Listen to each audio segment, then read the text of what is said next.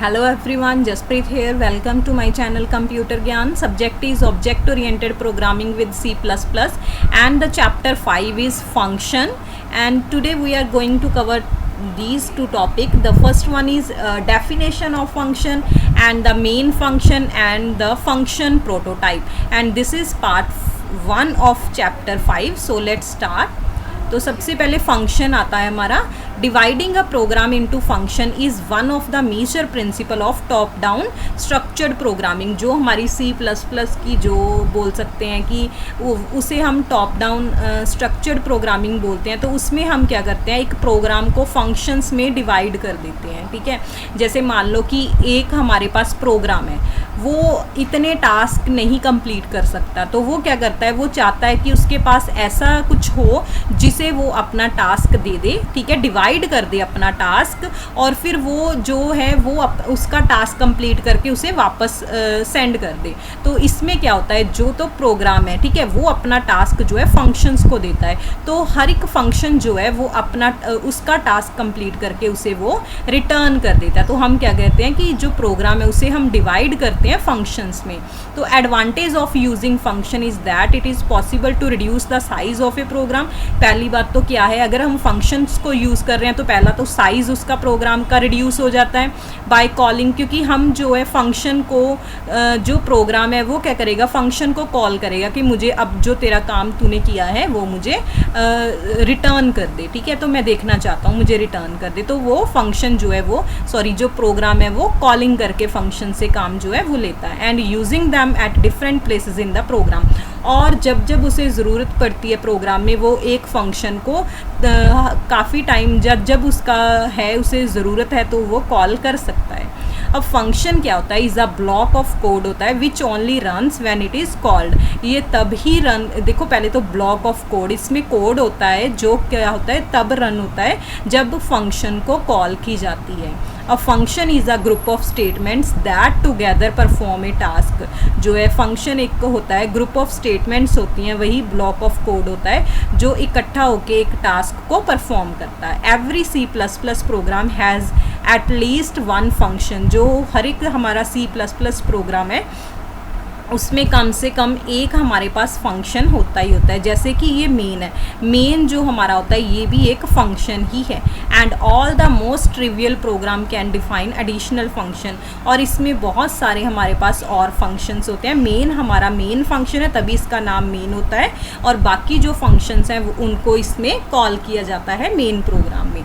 तो इसकी ये आपको फंक्शन तो एक बार समझ आ गया होगा. मैं एक एग्जांपल भी दे देती हूँ. जैसे मानो एक बॉस है और उसके जो हैं कुलीग्स बोल दिया मैंने, एम्प्लॉइज़ हैं. ठीक है, तो जो है बॉस है वो अकेला एक कंपनी को नहीं संभाल सकता. तो वो क्या करता है, उसके जो सारे टास्क होते हैं वो अपने जो एम्प्लॉइज़ हैं उनमें डिवाइड कर देता है. तो जब भी उसे ज़रूरत पड़ती है कि ये काम देखना है तो उस एम्प्लॉय को वो बुला लेता है. तो उस तरह से हमारे पास ये फंक्शन और प्रोग्राम का कंसेप्ट है. प्रोग्राम बॉस है और फंक्शंस क्या हैं, एम्प्लॉइज़ हैं. तो ये सिंटेक्स देखो फंक्शन का.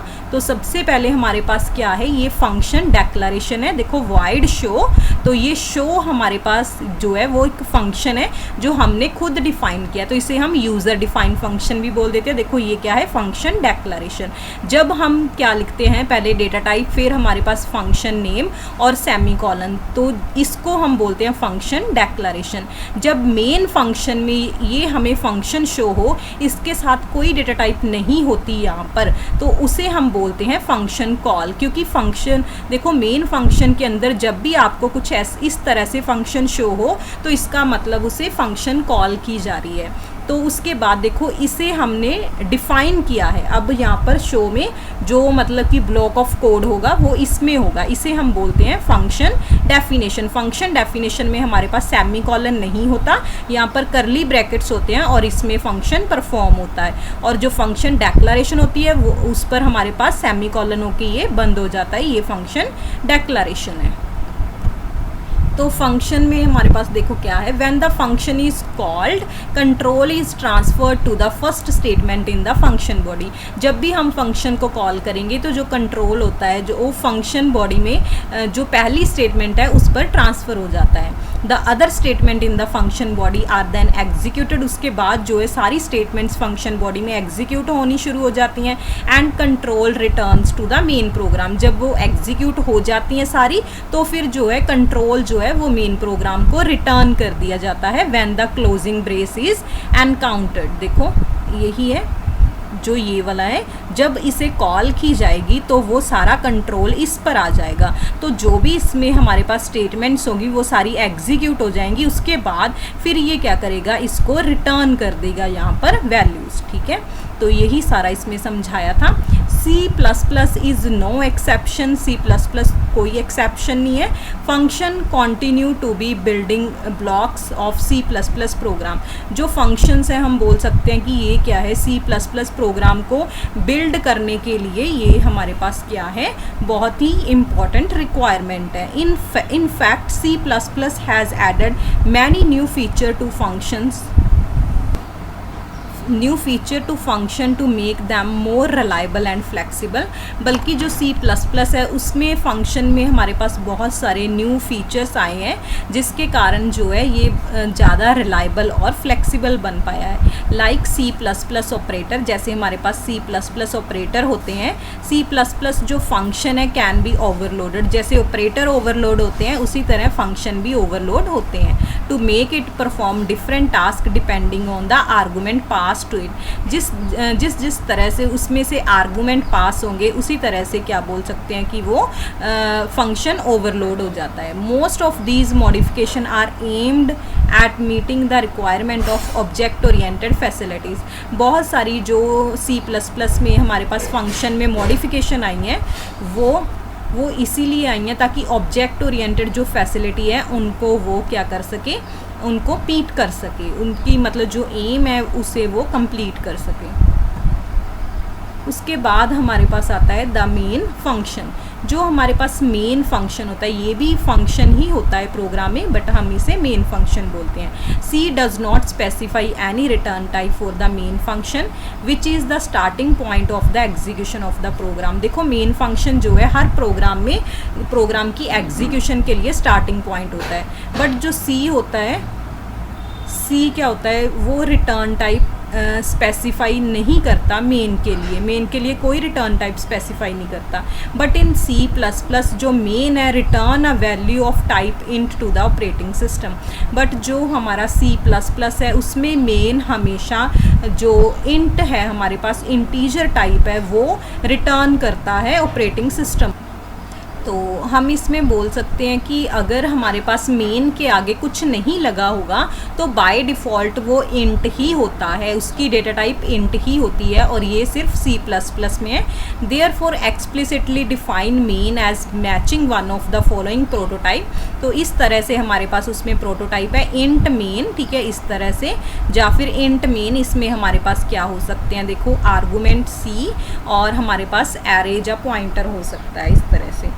The function that have a return value, वो फंक्शन जिसके पास रिटर्न वैल्यू होती है, should use the return statement for termination, तो उसमें वो रिटर्न स्टेटमेंट ज़रूर यूज़ करता ही करता है। तो हमारे पास C में हम रिटर्न नहीं यूज़ करते थे इतनी, अगर हम इंट नहीं यूज़ कर रहे थे। इसमें तो ये है ही, इसकी बाय डिफ़ॉल्ट इंटीजर जो है वो डेटा टाइप मतलब कि हम बोल सकते हैं कि डिफ़ॉल्ट है बाय डिफ़ॉल्ट, तो इसमें ये रिटर्न करेगा ही करेगा, तो हमें ये लिखना ज़रूरी होता है return 0। The main function in C++ इस तरह से हम डिफ़ाइन करते हैं इसे। देखो ये क्या है मेन, और उसमें हमारे पास जो भी स्टेटमेंट्स होंगी लास्ट में जाके हमें रिटर्न लिखना होता है। Since the return type of function is int by default, देखो वही है कि जो है रिटर्न टाइप फंक्शन की बाय डिफ़ॉल्ट इंट होती है, तो the keyword int in the main header is optional, तो आप इसे लिखो या ना लिखो बाय डिफ़ॉल्ट ये इंट ही होगा। उसके बाद हमारा जो टॉपिक आता है वो है फंक्शन प्रोटोटाइपिंग। तो फंक्शन प्रोटोटाइपिंग में क्या है, the prototype describe the function interface to the compiler by giving details such as number and type of the argument and type of return value. जो हमारे पास प्रोटोटाइप होता है वो क्या करता है, वो डिस्क्राइब करता है फंक्शन का इंटरफेस क्या है कंपाइलर को, किस तरह से करता है, उसे डिटेल्स बताता है कि इसमें कितने नंबर ऑफ आर्गूमेंट्स हैं, ठीक है, जो हमारा ब्रैकेट है उसमें कितने नंबर ऑफ आर्गूमेंट्स हैं, आर्गूमेंट्स की टाइप क्या है और जो वैल्यू रिटर्न होंगी उनकी टाइप क्या है। तो with function prototyping a template is always used when declaring and defining a function. तो जब भी जो हमारा फंक्शन प्रोटोटाइपिंग है, इसके साथ हम जब फंक्शन को डिफाइन करते हैं या फिर डिक्लेयर करते हैं तो एक टेम्पलेट जो है वो हम हमेशा यूज़ करते हैं। When a function is called, जब भी फंक्शन को कॉल की जाएगी तो the compiler uses the template to ensure that proper argument are passed. जब भी फंक्शन को कॉल की जाती है तो कंपाइलर ये यूज़ करता है इन टेम्पलेट्स को, ताकि वो उसके जो आर्गूमेंट पास किए गए हैं उन्हें प्रॉपर चेक कर ले। And the return value is treated correctly, और जो रिटर्न वैल्यू है वो करेक्टली ट्रीट कर रही है ये भी वो इंश्योर कर ले। Any violation in matching the argument और द रिटर्न टाइप, अगर उसमें कोई भी वायलेशन, मतलब कि अगर आर्गूमेंट्स जो हैं वो मैच नहीं हो रहे तो return type will be called by the compiler at the time of compilation itself. जब भी कंपाइलर कंपाइलेशन करेगा तो उस टाइम पर वो उसे रिटर्न टाइप को, इस तरह के जो मिसमैचिंग होंगे उन्हें वो उस टाइम पे शो कर देता है। These checks and control did not exist in the conventional C function. जो हमारी सी लैंग्वेज थी उसमें इस तरह के चेक्स और कंट्रोल्स एग्जिस्ट नहीं करते थे। तो ये वाले जो हमारे पास हैं कि कंपाइलर चेक कर लेता है, तो ये हमारे पास C++ में ही है। तो remember C also use prototyping. C भी जो है वो प्रोटोटाइप यूज़ करती है, but it was introduce first in C++ by Stroustrup and the success of this feature inspired by the ANSI committee to adopt it. तो वैसे तो हम सी में भी प्रोटोटाइपिंग, देखो सी में भी प्रोटोटाइपिंग यूज़ होती थी, बट ये फर्स्टली जो है C++ में ही इंट्रोड्यूस की गई है स्ट्रोस्ट्रुप के द्वारा। एंड जो सक्सेस थी इसकी, जो फीचर ये इंस्पायर्ड हुए थे, ये ANSI कमेटी के द्वारा ही अडॉप्ट हुए थे। However there is a major difference in prototyping. जो इनकी दोनों की C और C++ में प्रोटोटाइपिंग है, काफ़ी डिफरेंस है इनमें। While C++ makes the prototyping essential, तो C++ में जो प्रोटोटाइपिंग है बहुत ही ज़्यादा असेंशियल है, ज़रूरी है। ANSI makes it optional, but जो C है उसमें ये ऑप्शनल होती है, ठीक है, to preserve the compatibility with classic C। उसके बाद क्या है, function prototype is a declaration statement. ये एक डेक्लरेशन स्टेटमेंट होती है, declaration statement in the calling program and is of the following form। हमारे पास इस तरह से फॉर्म होती है, वही देखो पहले डेटा टाइप आएगी, फिर फंक्शन का जो भी नेम है वो आएगा, फिर हमारे पास क्या होता है ब्रैकेट्स में आर्गूमेंट लिस्ट आएगी और हम सेमीकोलन के साथ इसे क्लोज करते हैं। तो सबसे पहले जो मैंने आपको बताया था सिंटैक्स में, जो सबसे पहले लिखा हुआ था हमारा सेमीकोलन के साथ, वो था हमारी फंक्शन प्रोटोटाइपिंग, ठीक है। तो जब हम फंक्शन को डिक्लेयर करते हैं तो उस टाइम पर हम फंक्शन प्रोटोटाइपिंग को लिखते हैं, और इसी को हम कॉलिंग, जब प्रोग्राम में कॉल करते हैं तो इसे यूज़ करते हैं, इसी डेक्लरेशन को। जैसे एग्जांपल देखो, ये एग्जांपल है, हमारे पास डेटा टाइप फ्लोट है, फिर हमारे पास वॉल्यूम हमारा फंक्शन का नेम है, और ये हमारे पास क्या है, आर्गूमेंट्स हैं 3 अलग अलग, एक इंट टाइप का है, 2 हमारे पास फ्लोट टाइप के। यहाँ पर ये बाय मिस्टेक आ गया float y and float z, ठीक है। Not that each argument variable must be declared independently inside the parenthesis. तो जो भी हमारे पास आर्गूमेंट वेरिएबल्स होंगे ये वाले, इन सबको हमें इंडिपेंडेंटली अलग अलग को डिक्लेयर करना पड़ता है, मतलब कि उनको डेटा टाइप देनी पड़ती है, ठीक है। अगर हमने x लिया तो हम सिंपल XYZ नहीं लिख सकते, उसके साथ उसके डाटा टाइप को देना पड़ता है। तो ये हो गया, यहाँ पर ये बाय मिस्टेक है, फ्लोट y ही है इकट्ठा, दैट इज़ कंबाइंड डेक्लरेशन। जैसे देखो ये है फ्लोट वॉल्यूम इन टेक्स्ट, ठीक है, ये फ्लोट बाई ये भी ठीक है, लेकिन अगर हम z को उसकी कोई डेटा टाइप नहीं देंगे तो ये क्या होगा, इलीगल होगा, ये सही नहीं होगा। इसमें हमारे पास मतलब कि इसे भी कोई डेटा टाइप देनी ज़रूरी है। वही बोल रहे हैं कि जो वेरिएबल हम यूज़ कर रहे हैं उन्हें हमें इंडिपेंडेंटली डिक्लेयर करना पड़ेगा। In the function declaration, the names of the argument are dummy variable. जो हमारी फंक्शन को हम डिक्लेयर करते हैं, जो हम ये नेम्स रखते हैं वेरिएबल्स के, जो वेरिएबल हम यहाँ पर जैसे एक्स वाई जेड जो हमारी हमने अभी एग्जांपल की थी उसमें हमने यूज़ किए थे, वो डमी वेरिएबल्स होते हैं, ठीक है। ज़रूरी नहीं कि उनको लिखना ही लिखना है, देयरफॉर दे आर ऑप्शनल, तो वो ऑप्शनल होते हैं। तो देखो जैसे ये है हमारे पास, हम इसमें सिर्फ इंट फ्लोट भी लिख सकते हैं, ज़रूरी नहीं है एक्स वाई जेड भी लिखना है, ठीक है। तो ये हमारा ये तो लीगल है। देखो जैसे एग्जांपल दी ही है हमें, इंट फ्लोट इस तरह से भी हम लिख सकते हैं। डेटा टाइप लिखना ज़रूरी है, वेरिएबल ऑप्शनल होते हैं। Is acceptable at the place of declaration, जब हम डिक्लेयर करेंगे उस टाइम पर ही ये एक्सेप्ट होगा, जब हम सेमीकोलन के साथ लिखते हैं। At this stage the compiler only check for the type of argument when the function is called. जब भी फंक्शन को कॉल की जाती है तो कंपाइलर जो डिक्लेरेशन में लिखा होता है उसमें सिर्फ वो टाइप को ही चेक करता है। In general we can either include or exclude the variable name in the argument or prototype. तो बाकी जो भी है, अगर हमने कॉलिंग की है या फिर हमने डिफाइन किया तो उस टाइम पर आपकी मर्जी है, आप उसे इंक्लूड करो या फिर एक्सक्लूड करो। The variable name in prototype just act as placeholder and therefore if the name are used they don't have to match the names used in function call और फंक्शन डेफिनेशन। तो जो variable names होते हैं, ठीक है, वो ज़रूरी नहीं होते, तो उनको चेक करना इतना ज़रूरी नहीं होता ना जितना कि डेटा टाइप्स को मैच करना ज़रूरी होता है। तो फंक्शन कॉल और फंक्शन डेफिनेशन में हमारे पास डेटा टाइप को मैच करना ज़रूरी होता है।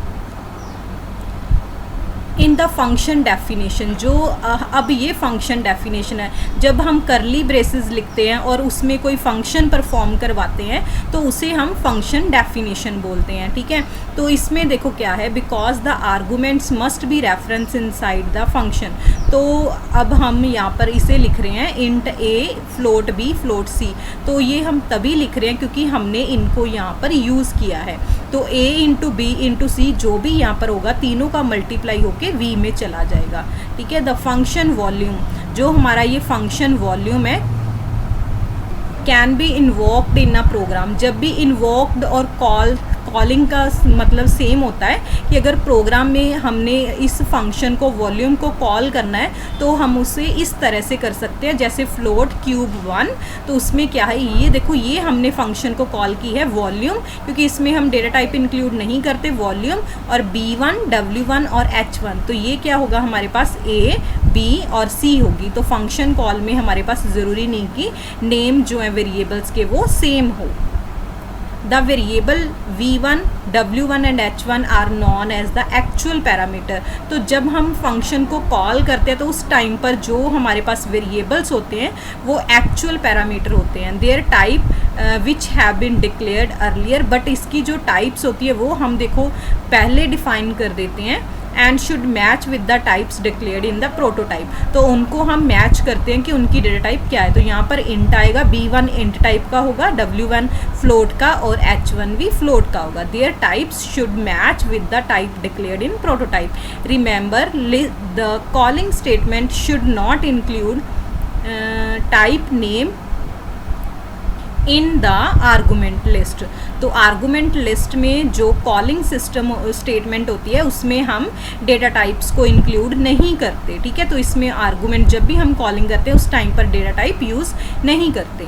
तो हम जब हम डिक्लेयर करते हैं तब हमने डेटा टाइप लिखनी ज़रूरी होती है, वेरिएबल वहाँ पर ऑप्शनल होते हैं। यहाँ पर हम लिख देते हैं दोनों ही, लेकिन कॉलिंग में हमारे पास जो वेरिएबल्स हैं वो लिखने ज़रूरी होते हैं। उसके बाद है देखो ये हमने एक प्रोग्राम लिया है तो इससे आपको अच्छे से समझ आ जाएगा। जैसे देखो हमारे पास है मैक्स, तो मैक्स हमारा क्या है, फंक्शन का नेम है जिसकी डेटा टाइप क्या है, इंट है।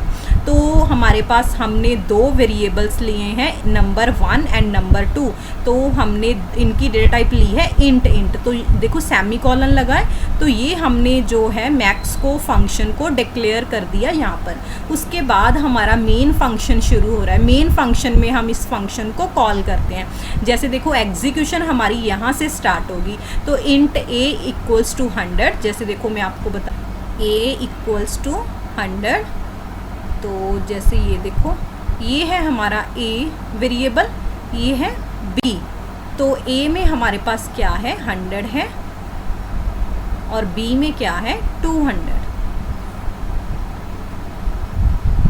ओके, तो एक है हमारे पास RET, एक वेरिएबल और है जिसका नेम क्या है RET। तो ये 3 वेरिएबल हो गए।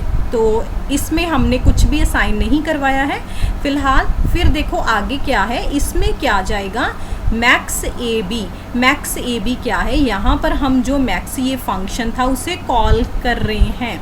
तो जो भी इस फंक्शन में परफॉर्म होगा, अब इसका कंट्रोल जो है वो चला जाएगा यहाँ पर, ठीक है। जहाँ पर हमने फंक्शन को डिफाइन किया है वहाँ पर इसका कंट्रोल चला जाएगा। तो ए और बी की जो वैल्यू है वो यहाँ से इसे रिटर्न करेगा ये। तो देखो क्या हो रहा है इसमें फंक्शन में, जहाँ पर डिफाइन किया वहाँ पर क्या हो रहा है, नंबर 1 नंबर 2 दो हमारे पास, नंबर 1 ए है, नंबर 2 क्या है बी है। तो इंट रिजल्ट, ये इसका लोकल वेरिएबल है रिजल्ट, ठीक है। तो इसमें क्या किया है इन्होंने, नंबर 1 ग्रेटर देन नंबर 2। तो नंबर 1 हमारे पास 100 है, देखो यही है ए एंड बी। नंबर 1 हमारे पास क्या है 100 है और नंबर 2 200 है। अगर तो नंबर 1 ग्रेटर देन है नंबर 2 से तो रिजल्ट आ जाएगा नंबर 1, एल्स रिजल्ट आएगा नंबर 2। तो हमारा नंबर 1 ग्रेटर देन नहीं है तो हमारा रिजल्ट क्या आएगा 200, ठीक है। तो ये जो 200 है ये क्या करेगा, इसे रिटर्न कर देगा। तो जो हमारा RET था इसमें क्या चला जाएगा 200 चला जाएगा। तो अब उसके बाद क्या है सी आउट, फिर हमारी जो नेक्स्ट जो स्टेटमेंट है वो एग्जीक्यूट होगी। तो मैक्स वैल्यू ये एज इट इज़ लिखा जाएगा। जो RET है इसमें हमारे पास क्या प्रिंट हो जाएगा 200 यहाँ पर प्रिंट हो जाएगा। तो रिटर्न 0। तो ये हमारा सारा प्रोग्राम कंप्लीट हो गया।